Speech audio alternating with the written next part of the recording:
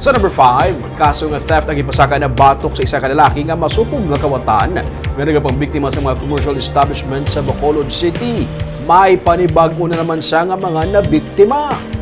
Sa video nga ginpost ang Indian Food Ramos Branch kuha sa CCTV video ang madasig nga pagkuha sang cellphone sa baligyaan sang ginakabig masupog nga kawatan samtang masako nga nagapanghimos ang babae nga empleyado. Kung ikumparar ang ginsuksok nga jogging pants ang suspect halos pareho ini sa ginsuksok sang ginkawatan ang isa ka baligyaan sang cake sa atubang sa Bacolod City Government Center sang bulan sang Agosto.